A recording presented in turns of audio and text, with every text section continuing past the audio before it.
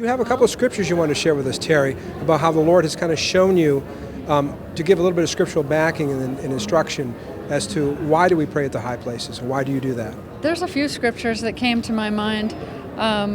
You may have heard of Obadiah 3. It says, God inhabits the high places.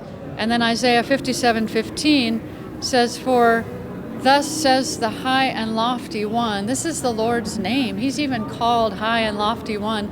Of course, we know he spun the planets in place and holds them in a span of his hand because he rules the universe. But his name is High and Lofty. And it goes on to say, who inhabits eternity, whose name is holy. And then, quote, God says, I dwell on the high and holy place with him who has a contrite and humble spirit. So God has a name that's high and holy, and it says he dwells in the high place. And then we know Moses met with God in the high place when a lot of people were afraid to go up to meet with God because he was thundering, his voice was loud, and they were afraid. But Moses went up to the high place. And then in Exodus 17, we know the story of Joshua, who was fighting the Amalekites, and Moses and Aaron went up to pray over the high place with her. And as they were praying, it seemed that when Moses held his hands up, the Israelites were winning the battle. And when he let his hands down, the Amalekites, his enemies, their enemies were prevailing. So the fact that he was holding his hands up signifies prayer. It's a position of prayer. We lay our hands on or we extend our arms out when we're praying for somebody or over a region.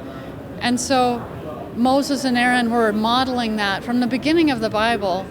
And so it's very strategic today to even go up in the high places and pray over regions. I know that we did this in the Philippines and we saw tremendous testimony after praying on one of their highest mountains in Cebu, and then also saw some fruit in New Zealand when I was there.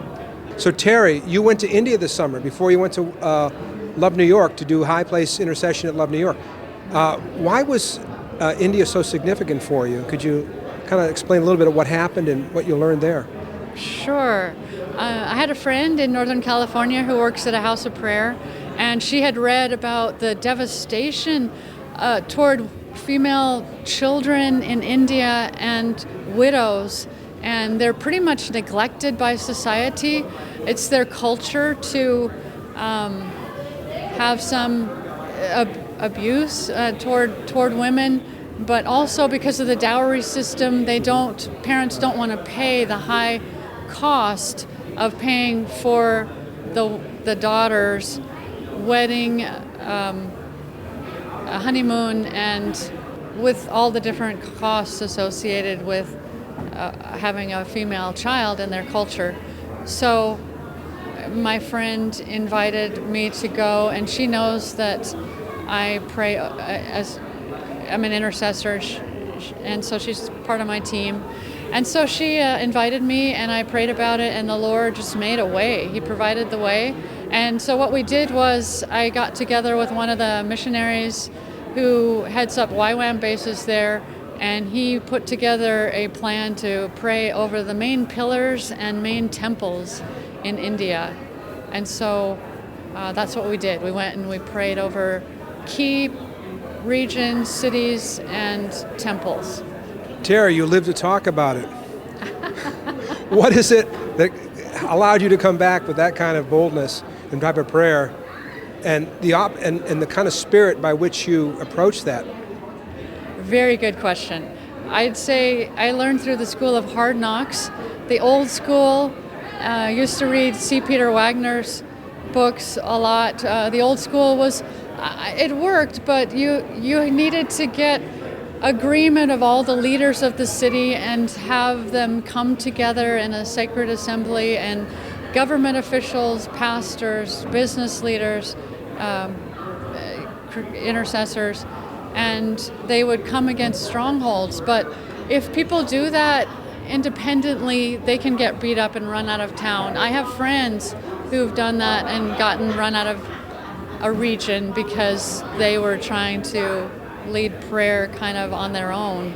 So we prayed two particular ways.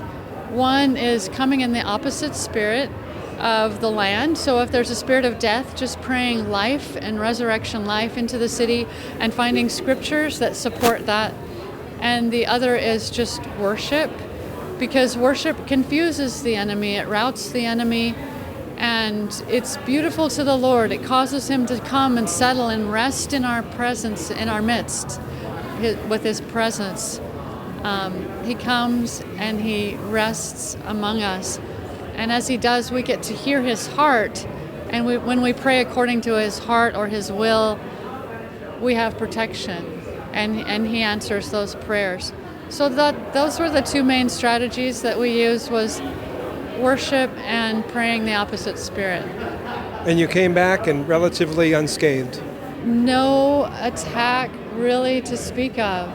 Yes, it was amazing. It was very encouraging, actually. My friend from California called me because she had prayed with me and she had done some prayer around her workplace and gotten, some attacks from it. She called me particularly to ask me, so how did you get beat up this way?